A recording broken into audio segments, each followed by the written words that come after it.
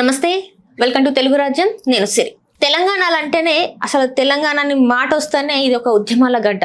మనం చూసినాం తెలంగాణ ఎంత ఉద్యమం జరిగితే కానీ తెలంగాణ రాలేదని మనకు తెలుసు. సో ఇక్కడ ఎంతో మంది అమరవీరులు ఉన్నారు. అట్లనే మరొక యుద్ధం వస్తుందేమో తెలంగాణలో అనిపిస్తుంది, అది ఈవీఎంల గురించి. సో ఇప్పుడు ఈవీఎంల గురించి ఎందుకు వచ్చింది ఏంటి అంటే, తెలంగాణలో ఉన్న ఒక వ్యక్తి ఈవీఎంల మీద ఒక యుద్ధం ప్రకటించిందనే చెప్పాలి.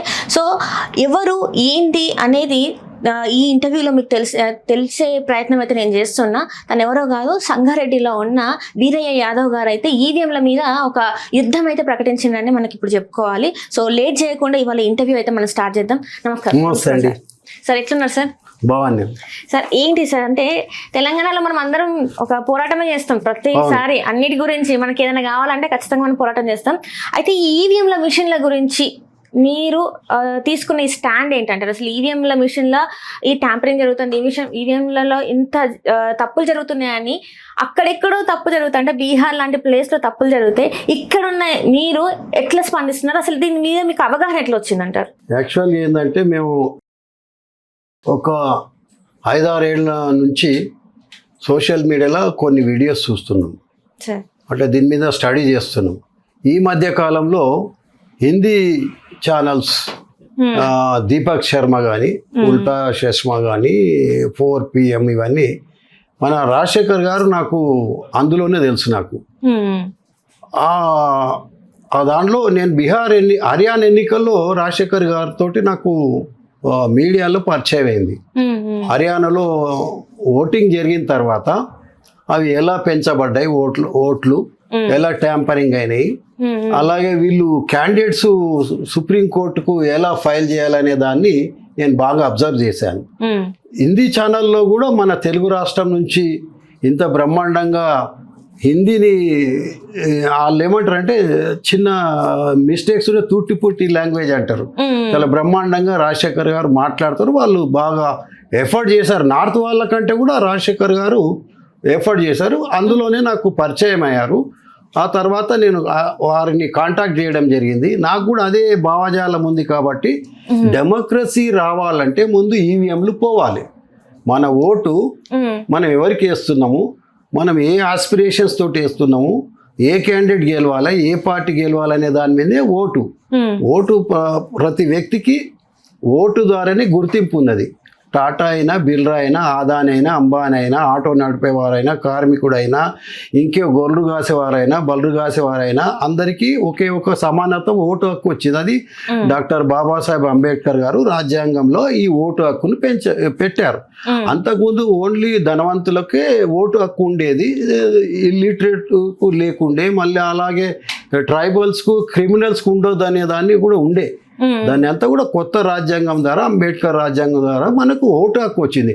ఆ ఓటు హక్కును సరిగా ఉపయోగించుకోవడానికి కోసమే మనకు భారత రాజ్యాంగం ఉన్నది. దాన్ని ఈవీఎంలు తీసుకొచ్చి మన ఓట్లు ఎవరికి వేసినామో తెలియదు, ఏ పార్టీకి వేసినామో తెలియదు, అక్కడ ఎవరికి పోతున్నో తెలియదు. కాబట్టి ఇదంతా గోల్మాలే ఉన్నదనేది నేను అవగతం చేసుకున్నాను. మీకు అట్లా అర్థమైంది అంటే ఈ లేఖలు రాసే ప్రాసెస్ ఎట్లా స్టార్ట్ చేసిన? అసలు రాజశేఖర్ గారే నాకు ఇన్స్పిరేషన్. రాజశేఖర్ గారు, చింతా రాజశేఖర్ రావు గారు, వారు ఒక మూమెంట్ చేస్తారు. నాకు కూడా కాంటాక్ట్ చేయడం జరిగింది.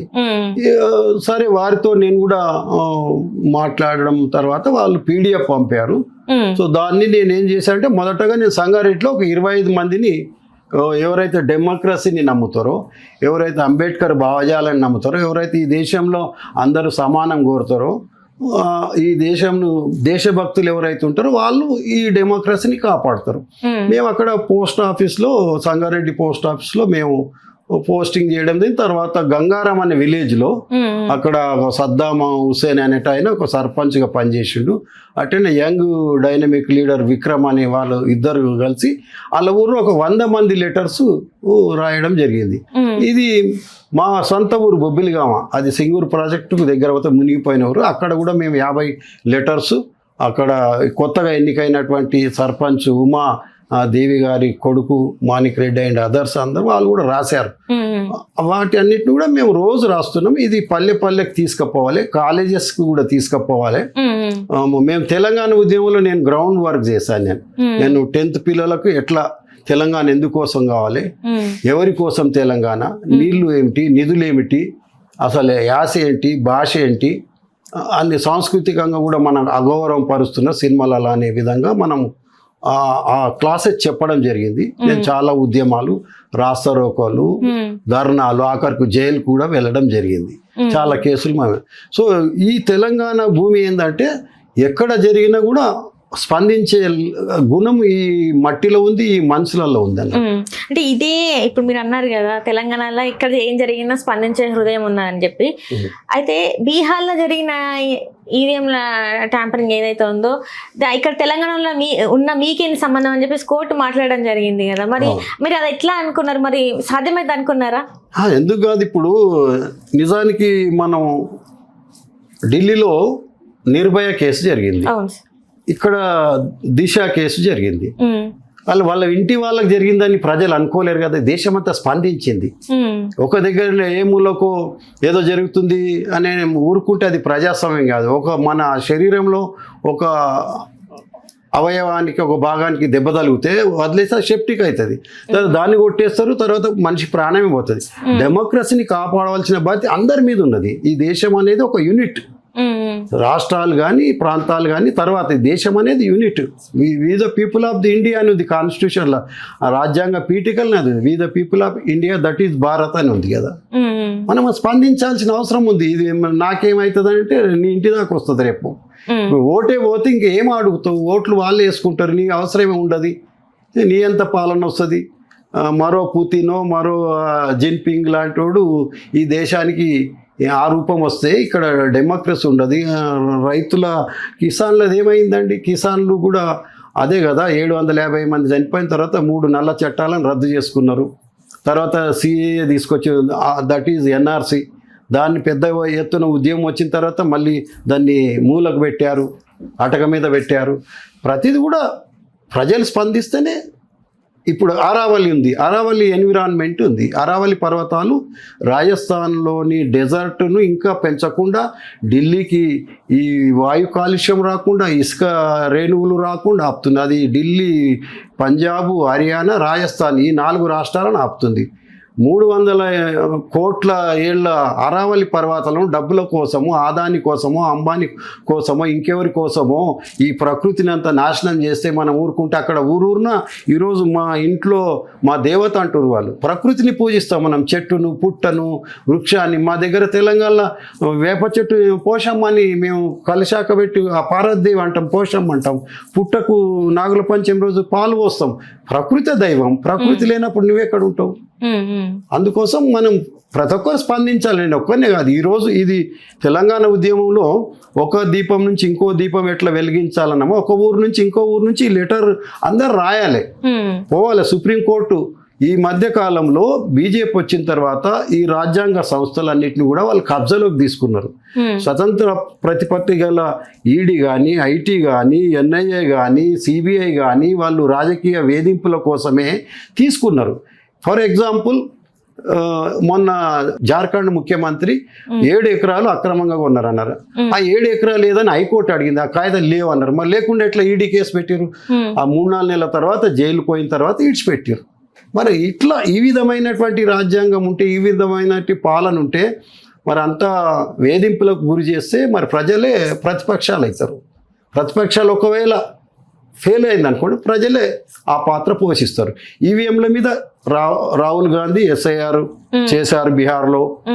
ఎస్ఐఆర్ చేశారు కానీ గ్రౌండ్ వర్క్ చేయలేదు కదా. లెటర్స్ రాయడం కానీ ఏది కూడా రికార్డెడ్గా చేయలేదు కదా. వాళ్ళు రామ్లీల మైదానంలో మాట్లాడారు. అఖిలేష్ యాదవ్ కూడా అంటున్నాడు ఈవీఎంలు ఎస్ఐఆర్ కావద్దంటూ. మమతా బెనర్జీ అంటుంది.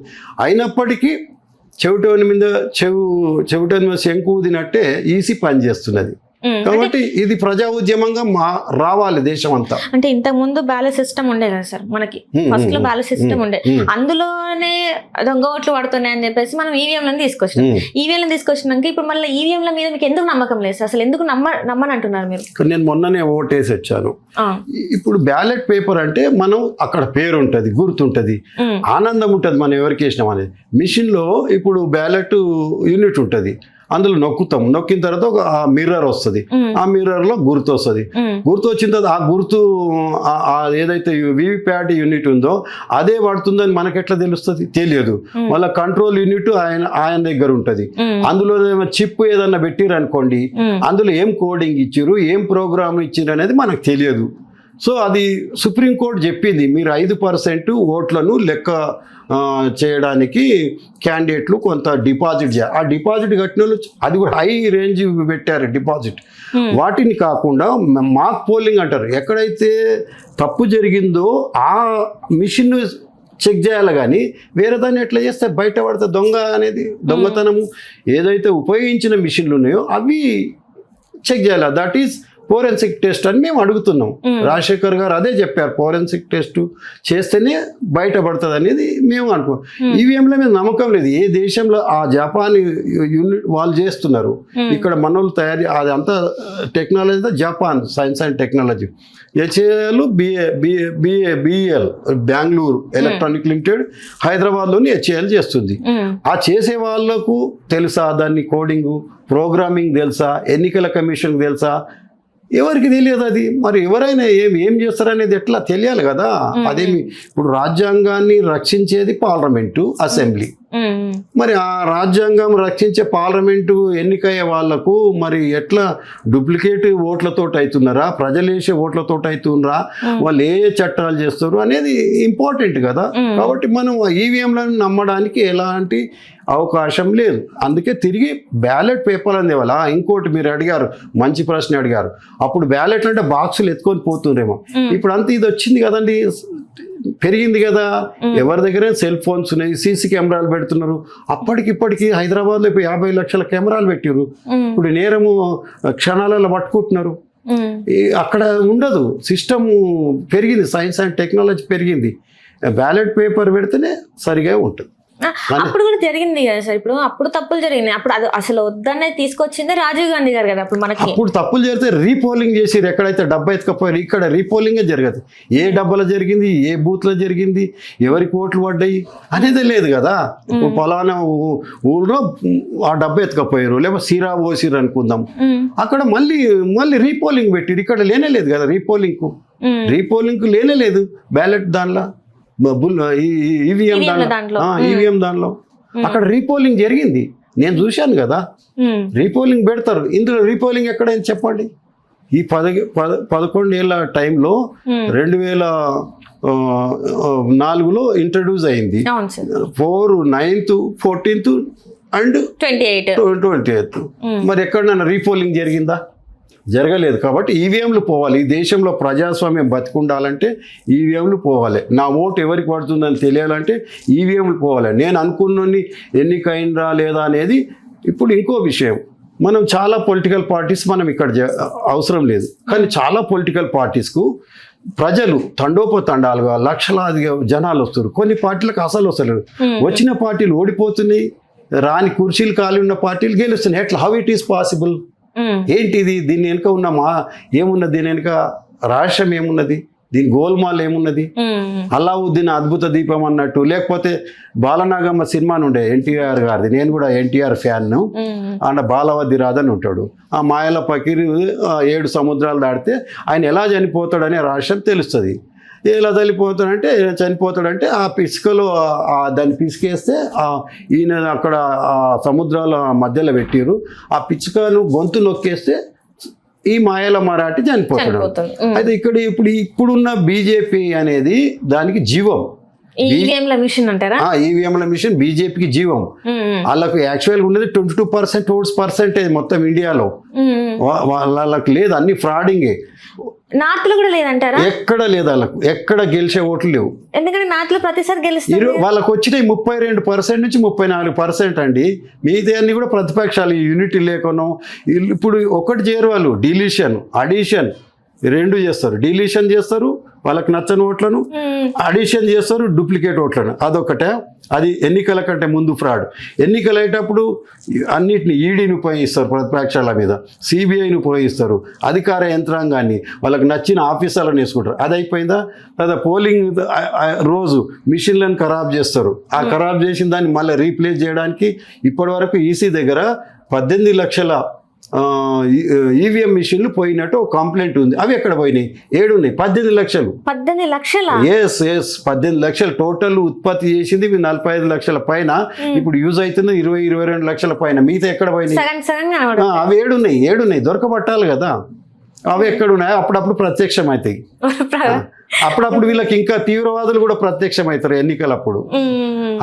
వాళ్ళకి 2 బెనిఫిట్స్ ఉన్నాయి. సో ఇవన్నిటి కూడా మనం అడగాల్సిన అవసరం ఉంది కదా.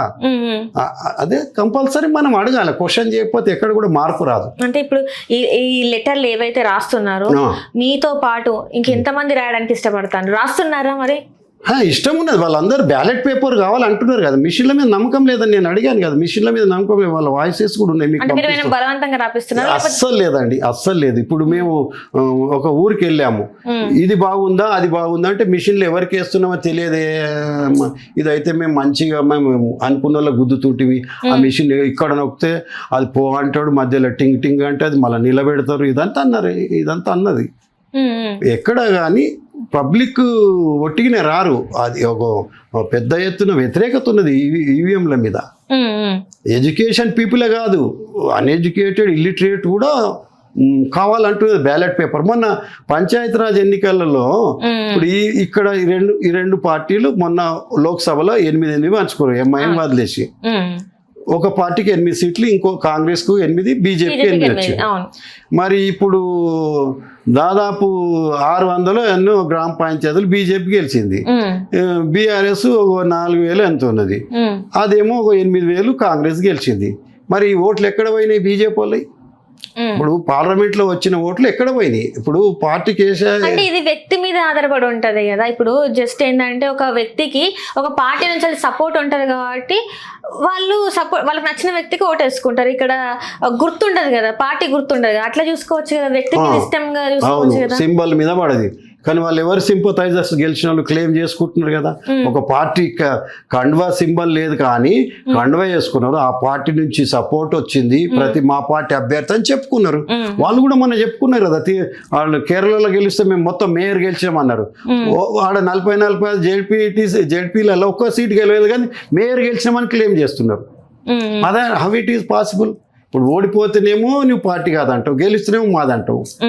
అది ఎట్లయినా పార్టీ గుర్తున్నా లేకున్నా పార్టీ సింపథైజర్స్కే ఇస్తారు. కొంతలో రెబల్స్ నిలబడ్డప్పటికీ అది పార్టీ ఖాతాలోకే వెళ్ళిపోతుంది.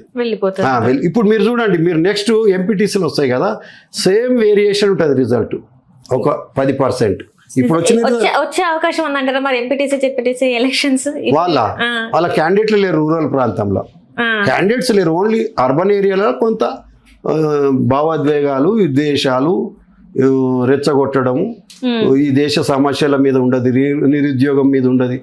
2 కోట్లు ఇస్తామన్నారు సంవత్సరానికి. ఇప్పుడు 22 కోట్లు బాకీ ఉన్నారు వాళ్ళు ఉద్యోగాలు భారతదేశానికి యువతకు.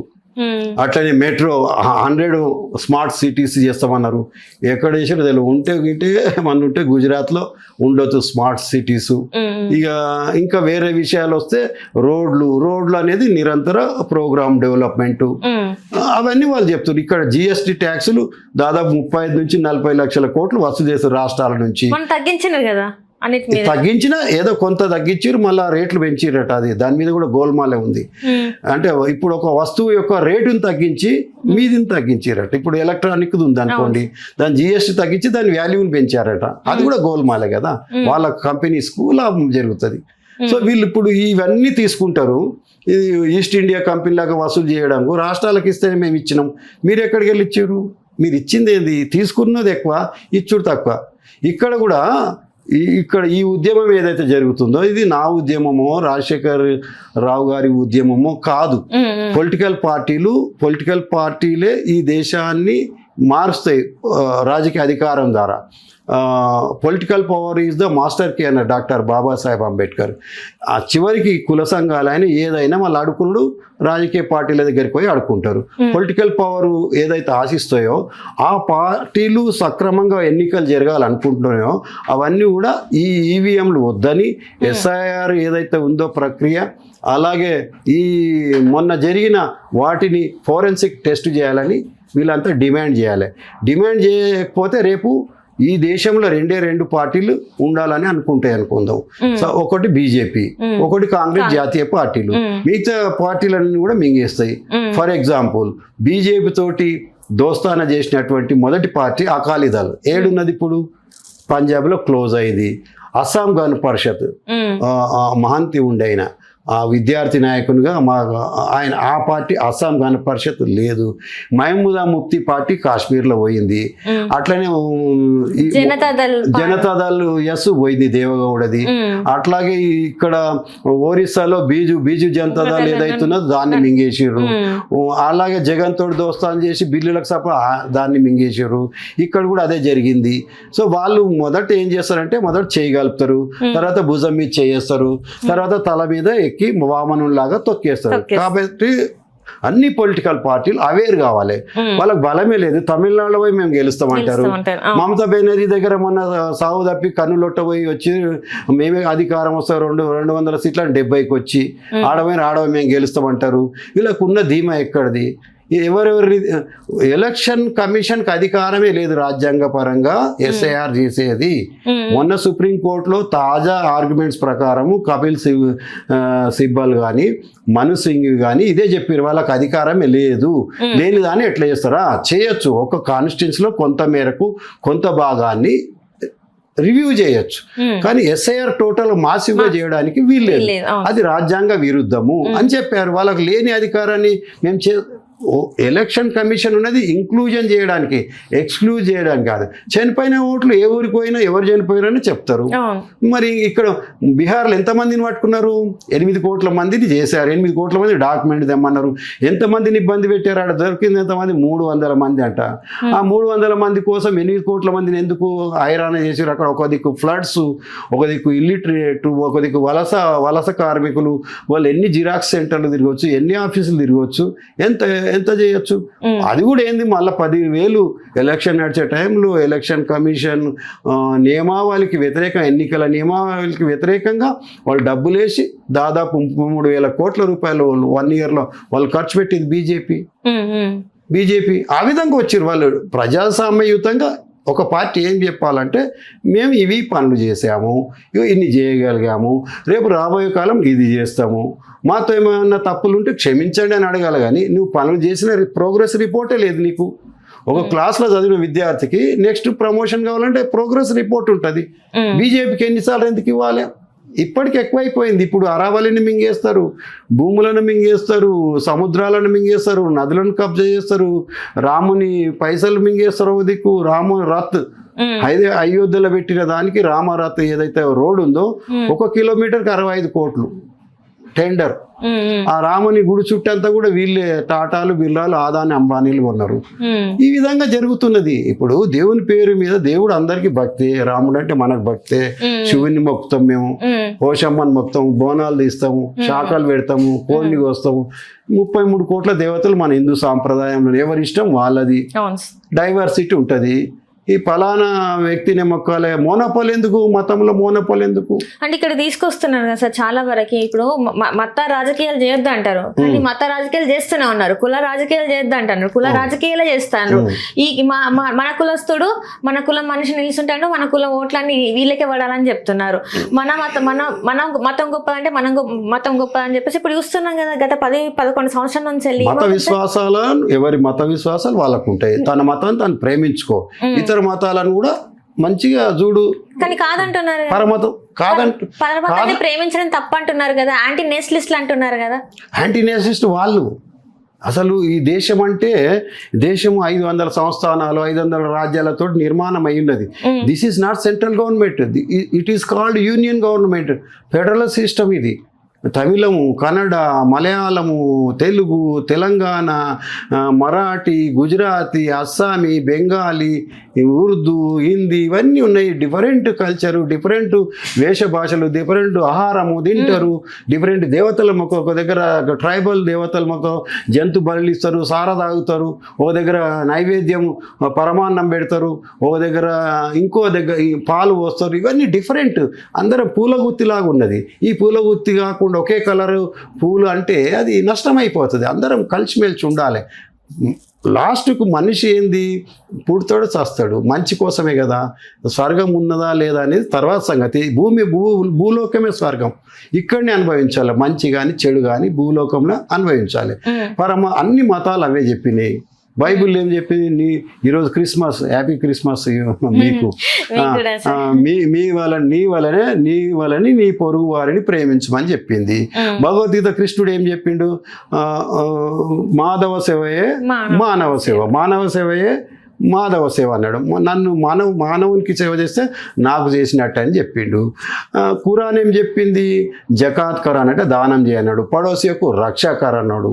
అన్ని మతాలు చెప్పేది సారాంశము ప్రేమనే కదా.